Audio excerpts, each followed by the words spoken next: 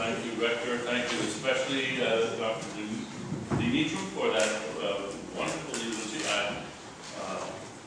I found it clarifying to myself some aspects of my career, and it was, of course, very, very flattering. I'm extremely proud to be here today and to receive this recognition from the University of Bucharest. I thought I would say a little bit about philosophy, because here I am officially a philosopher. And philosophy is an academic discipline that's very easy to make fun of, caricature, and often for very good reasons. The philosopher, the absent-minded professor, the head in the clouds, ivory tower philosopher who doesn't know anything about the real world, but just lives in the world of Plato's forms, is actually a pretty accurate account of many people in the field. And if that's all that philosophy was, I could never have been a philosopher. But I, and actually many others, back in the middle to late 20th century, began to think of philosophy somewhat differently, as a collaborator with every other area of human inquiry. Wissenschaft in the broad sense, including history and politics and economics, not just the natural sciences. And in that quest, if you want just a phrase to sum up, oversimplify, I would put it this way. In every field of inquiry, there is that edge of the field where you're not quite sure whether you're asking the right questions. And when you don't know what the right questions are, whatever you do, groping around to try to figure that out, that's philosophy. Philosophy specializes in finding the right questions, and very often, if it succeeds in finding a good question, then it, as it were, gives the question to the field and let them get on with answering it. We're not all that good at answering these questions. We're good at clarifying them, showing why certain questions are apt to be a cul-de-sac, not really worth working on.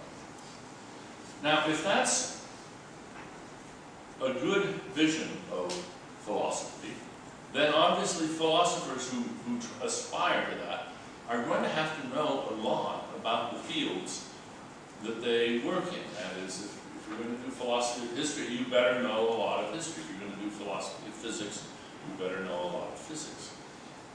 And this is an idea whose time has come in philosophy, at least in Anglophone philosophy around the world. In some other areas it is still not widely accepted.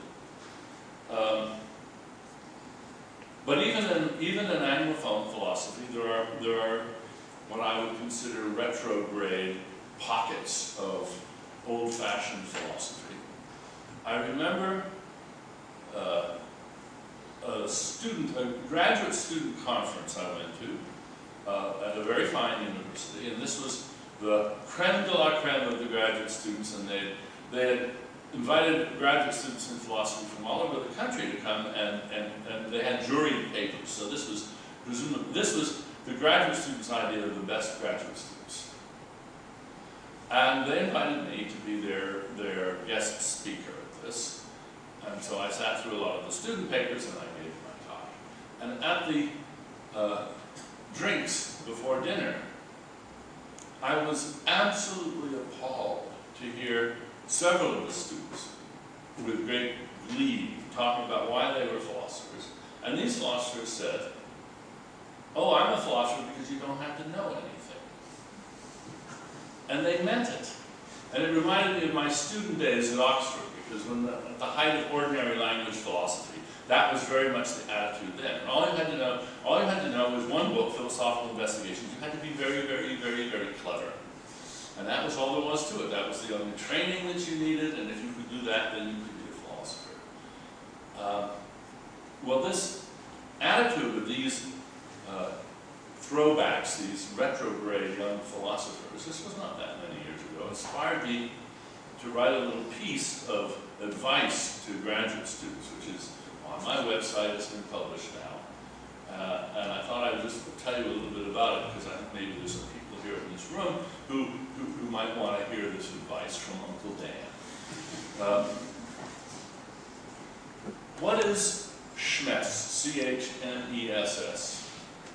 Well, it's chess. I just made the word up.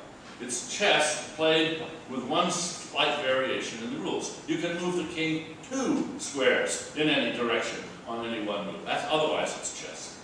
Now, has anyone ever played Schmess? I doubt it. I never have. Is it a good game? Probably not. Do I care? No.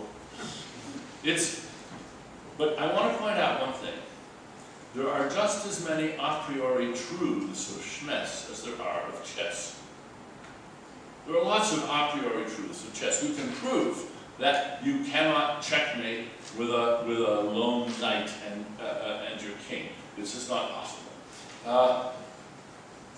People for centuries have thought about chess, and they've worked out what follows logically from the rules of chess. And they haven't always got it right. And people have come along and corrected that. Well, you could do the same thing with Schmess.